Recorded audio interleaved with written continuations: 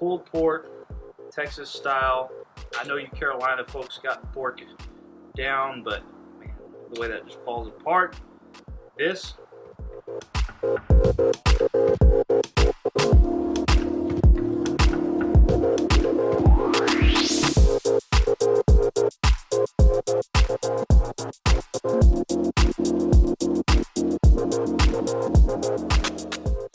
Guys, I'm so excited because today we're going to be doing a Texas style pork butt. This is a boneless pork butt that I got here at our new HEB, and I'm excited to try it because I love HEB's meats. That sounded bad.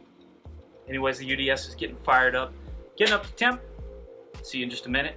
We get this bad boy ready to go.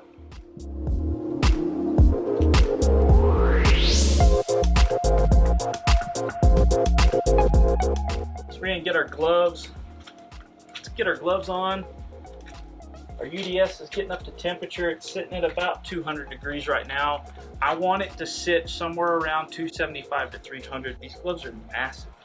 I want it to be somewhere around 275 to 300, which is where I normally cook these.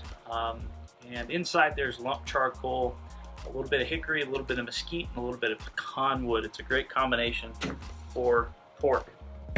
So I'm gonna go ahead and get this bad boy cut open, let you see what I'm working with.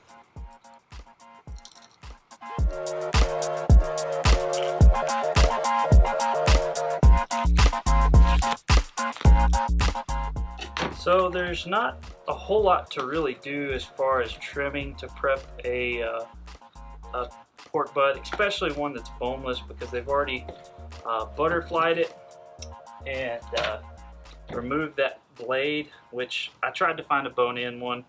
I couldn't find it. I prefer a bone-in just for the flavor. And that was a little bit loose there. See that? So I just took that off. But I mean, there's really nothing else I'm going to do as far as trimming goes to get this ready. So, well, maybe look, see how that's flappy loose right there? It's going to burn. So I just cut that off.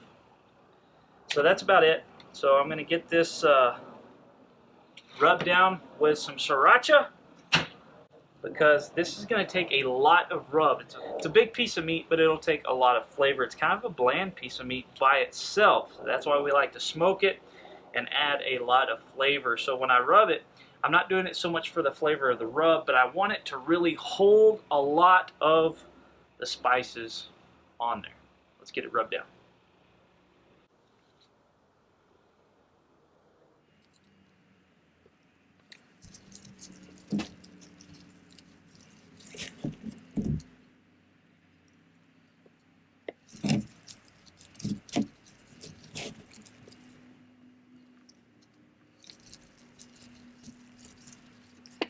Alright, so now that that's nice and rubbed down on all sides, I'm going to start it off with just our basic SPG rub, and then I'm going to top it with Kosmo'sQ Dirty Bird Hot.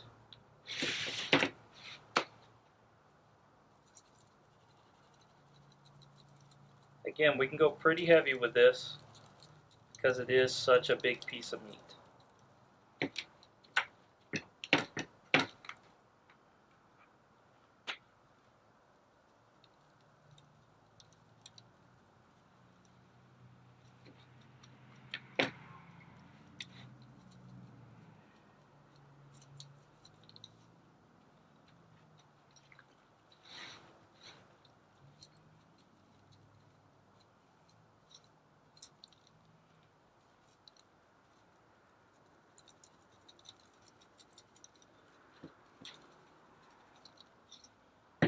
Alright, got the SPG.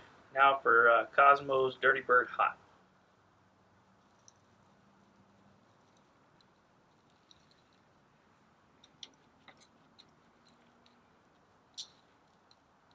This Kosmo'sQ has got some sugars in it, and it'll really give us a good bark.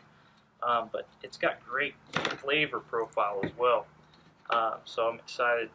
This Kosmo'sQ has got some sugars in it, and it really gives off a great flavor profile, and it provides a really great bark. So I love topping it off with that. It's kind of my go-to for ribs or even pork So what we're going to do is we're going to let this sit while that comes up to temp. We're going to wrap this up, cover it up. And when that gets up to temperature, we're going to throw this on the grill, the Ugly Drum smoker. We're going to put it fat side down, because remember, it goes heat, fat, meat. That fat's there to protect the meat. We're going to throw it on there. We're going to leave it on there for 2 hours before we check on it. 275 to 300 degrees. 2 hours before we check on it. If you're looking, you're not cooking, leave it alone. I'll see you then.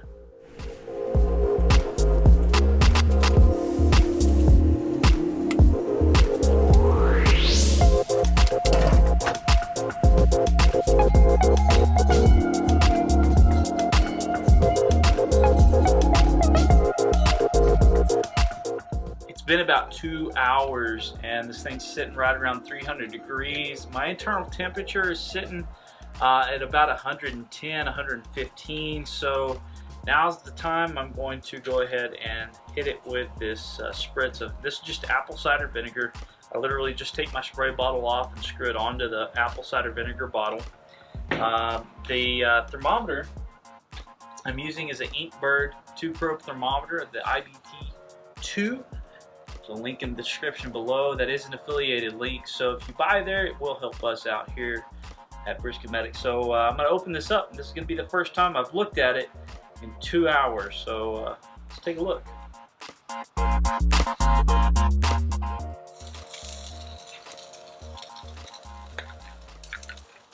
So it looks really, really good.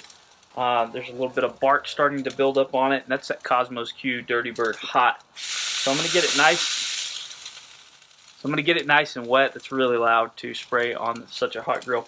Like I said, we're about at 300 degrees. So I'm going to get it nice and wet with this apple cider vinegar. Spray it down. We'll see you back here again in 1 hour.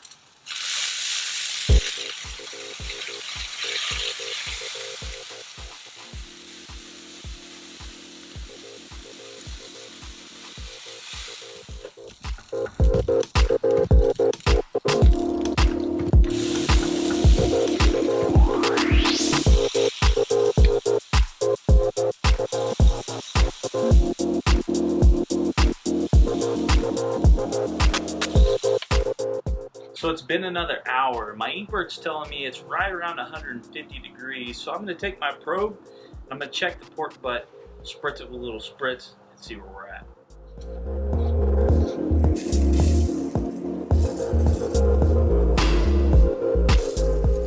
So it's sitting right around 155, 160 degrees. So I'm going to go ahead and spritz this thing and leave it on here for another 30, 45 more minutes. And then we'll wrap it up nice and tight in some foil so we can keep all those juices.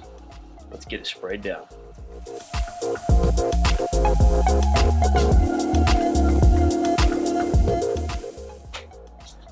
It's been about 45 minutes. The internal temperature's just over 175, so it's time for us to pull this pork butt, get it wrapped in some foil, and when we wrap it, we're going to spritz it with a little bit more of this apple cider vinegar, and then we're going to wrap it extremely tight. We want to lock in all of that moisture because as that fat renders down, we want to save it because fat is flavor.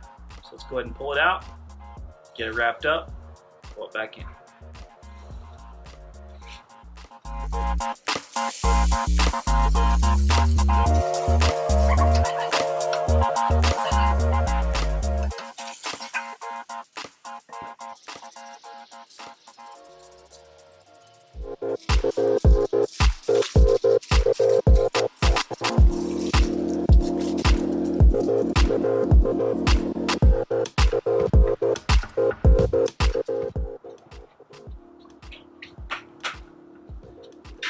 We're going to be monitoring this the next 30-45 minutes through our Inkbird wireless thermometer that goes to our phone. Again, if you'd like to have one of those, go ahead and check out the link down below.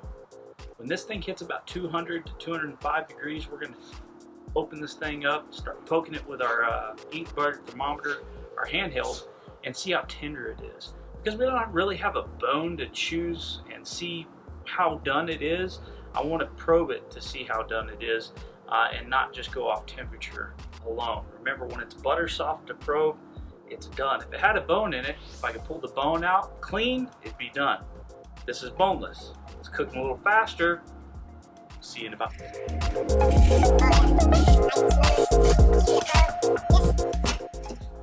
This thing's nice and smooth. It's very easy to probe, and I can tell that's going to be a really moist piece of meat. So what I'm going to do is I'm going to go ahead and pull it out of there, let it sit on the table, let it rest for at least a half hour, so all those juices can be reabsorbed into the pork butt before we start shredding it. Got to keep that meat nice and moist.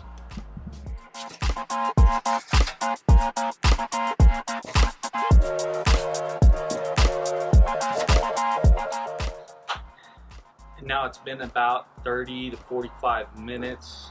It's been sitting out here resting, and it's still warm, but it's not too hot to pull, so let's go ahead and open it up. This is the first time we've opened it up. It's been wrapped for approximately 2 hours.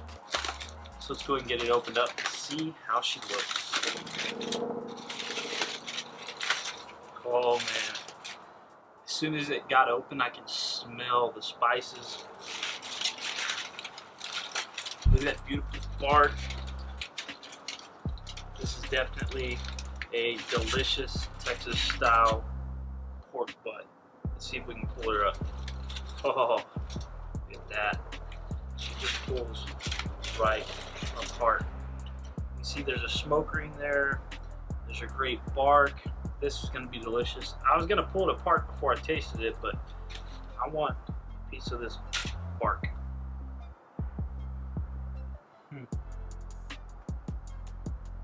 That is so good. I'll have another one just to make sure it's on point.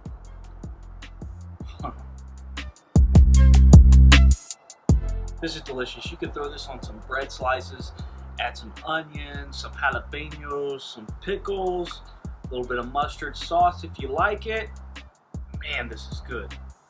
Pulled pork, Texas style.